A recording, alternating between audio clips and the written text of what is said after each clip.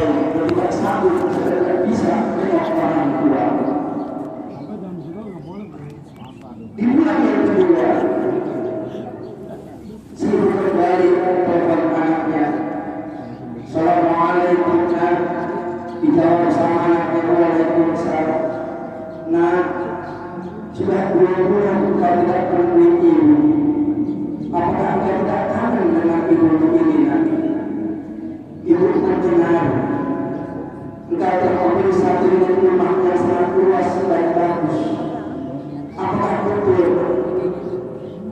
Si anak menjawab, betul. Kemudian si ibu berkata, alhamdulillah, nak. Ibu senang engkau pandai membahagiakan istri dan anaknya. Bulan yang ketiga, si ibu kembali menelpon anaknya karena saking kangen dan rindunya terhadap anaknya. Assalamualaikum, nak. Dijawab oleh anaknya, waalaikumsalam. Nah, ibu mendengar engkau telah membeli satu unit mobil yang baru. Apakah betul? Dijawab sama anaknya, betul. Kemudian ibunya menjawab, alhamdulillah, nak. Ibu ikut senang engkau pandai membahagiakan istri dan anaknya. Di bulan yang keempat, kembali orang tuanya menelpon anaknya karena saking rindu dan kangennya terhadap anaknya. Assalamualaikum, nak.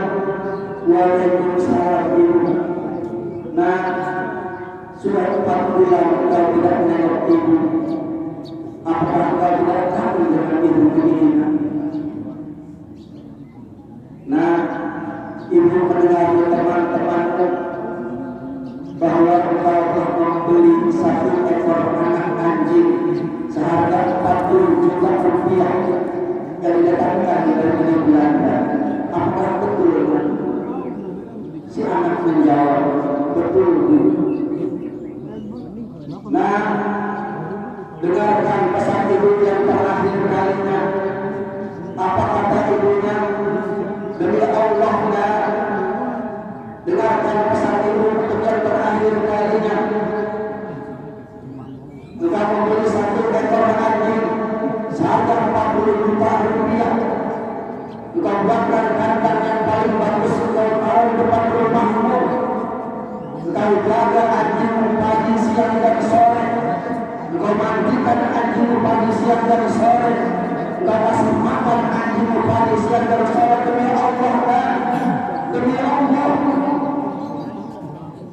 Jika Allah Subhanahu wa ta'ala mentakdirkan ibu lahir yang kedua kali, jika Allah Subhanahu wa ta'ala mengizinkan ibu untuk terlahir yang kedua kali di atas muka bumi ini, ibu tidak akan pernah mau dilahirkan sebagai seorang manusia, tapi lebih ibu mau ibu dijadikan sebagai seekor anjing yang setiap hari engkau lihat, yang setiap hari engkau pelihara, yang setiap hari engkau kasih makan dan engkau berada dalam rumahmu.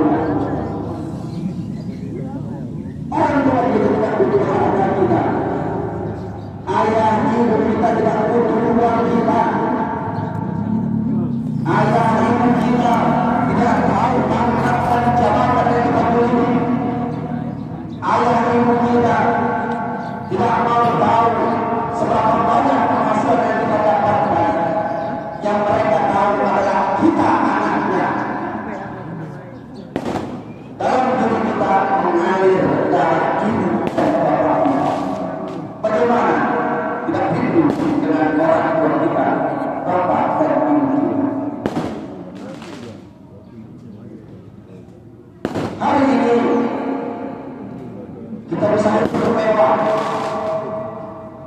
kita punya harta, kita punya uang yang banyak, jabatan kita tinggi, bukan karena faktor ijazah yang kita punya. Kita jadi orang hari ini bukan karena kepintaran kita.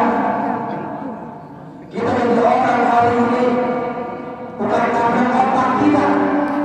Kita jadi orang hari ini bukan karena kepandaian kita, tapi kita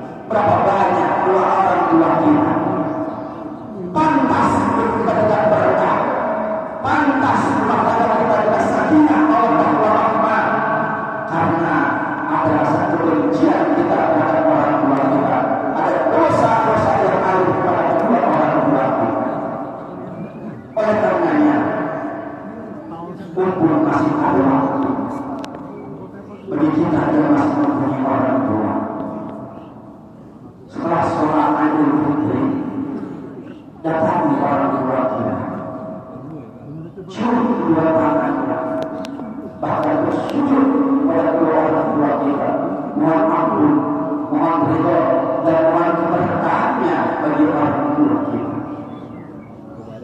Allahu Akbar, Allahu Akbar, Allahu Akbar, walillahil hamd. Masyaallah hadirin rahimahullah. Mudah-mudahan khutbah yang singkat ini bisa menjadikan motivasi buat kita bersama-sama untuk senantiasa kita menjaga dan memuliakan orang-orang yang kita cintai, terutama kedua orang tua kita. Apabila orang tua kita sudah meninggal dunia, ziarahi kuburnya, doakan orang tua kita. Tidak ada harapan lain ketika orang tua kita di dalam kubur, harapannya adalah berdoa kepada Allah Subhanahu wa Ta'ala. Ya Rabb, kami titipkan anak-anak kami kepadamu, ya Rabb. Kami titipkan menantu-menantu kami, kami titipkan cucu-cucu kami kepadamu, ya Rabb.